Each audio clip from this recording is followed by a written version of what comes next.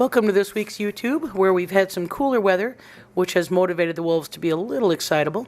And also, I started school at Vermilion Community College, and I'm teaching full-time, so that means the wolves have to adjust to my schedule change, which means early morning checks and late day checks. So they were used to me being here all day long, and now I'm not, and that makes a change for wolves. Wolves don't do well with change. They like things the way they are. What we're seeing most common as far as the issues is Denali has really started to test quite a bit and really pushing a lot of status on Grizzer. And you can see Grizzer just frustrated here. Denali just continuing to pester him. That's what 2-year-olds do. Also, you're seeing Maya and Aiden. Aiden's now got a preemptive scream. She doesn't even touch him, and he yelps and runs. Oftentimes, with the wolf exhibit, it's important to really watch what's going on. If you just listen, you sound like it's a lot worse than it is. No doubt, Aiden's in a subordinate posture as the Omega, and it does appear that he's probably not going to get much higher. We're watching this, and we're trying to figure out what the status is, but Grizzer does not seem to want Aiden any higher than he is. He pretty much prevents it. Maya just doesn't want anyone any higher, mainly because she's so short, and it's difficult for her to deal with these guys because they are all bigger in mass and height than she is. But Denali and Grizzer are what we're kind of interested in right now, and again, we have a Wolf Watch scheduled for the first Thursday in September, and we hope to maybe get a little better idea of what's going on. As we've said in the past, when we do wolf care, our presence in the enclosure does stimulate a lot of behavior, certainly a lot of possessive behavior with individual wolves trying to guard people, and that makes it a little more contentious. So our best view, and this is Grizzer getting a little bit of comfort, hopefully, from the staff. Our best view is really to look at them when no one's in the wolf yard, no one's in the enclosure. We're closed for the day and things are quiet, and that way we can really get a better clue of what's going on. The other thing we're watching, Denali has picked up on the art of following, and Grizzer doesn't like it. I would hope to I'd hope to pull up some old footage where Grizzer used to do this to Malik for hours on end, and now the shoes on the other paw, as it would say. Grizzer is now being the source of Denali's following, and that's intimidating Grizzer. That is a posture that that's its function, is to try to intimidate by following very closely, and Denali does it very well. Grizzer doesn't like it at all. So we're watching that, and we're certainly interested to see what's going on.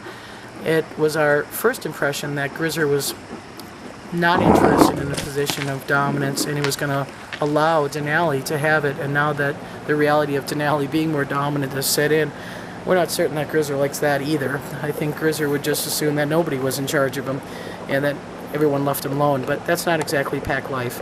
So we'll watch Grizzer. He is probably the most interesting animal in this transition that we're keeping an eye on and making sure that everything's okay.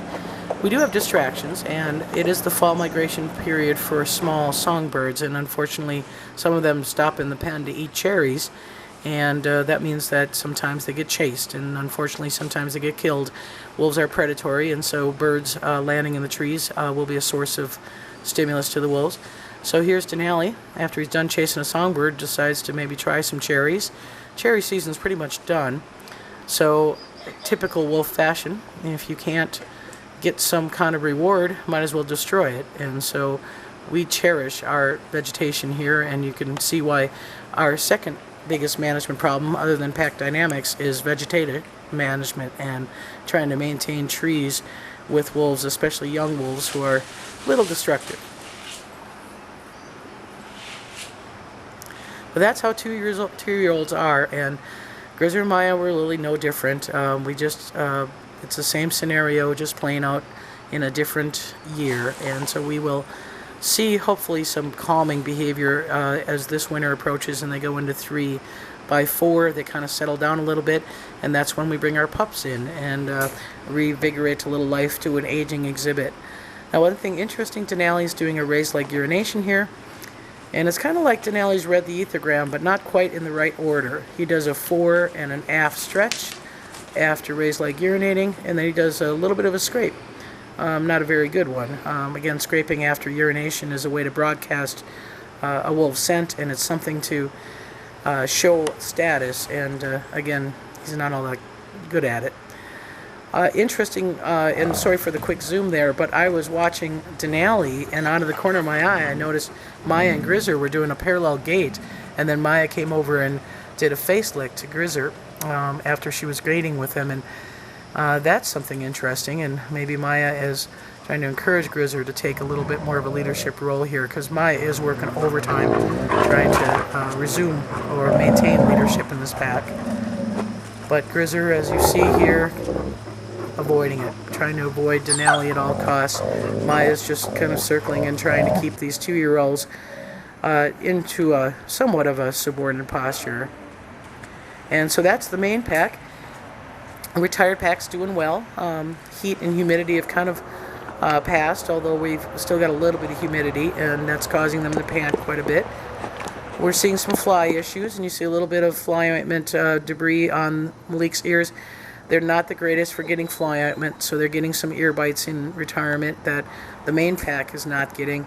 Older animals have a tendency to be a little bit more intolerant of medical care, and so it's been a little bit challenging for us to keep that under control.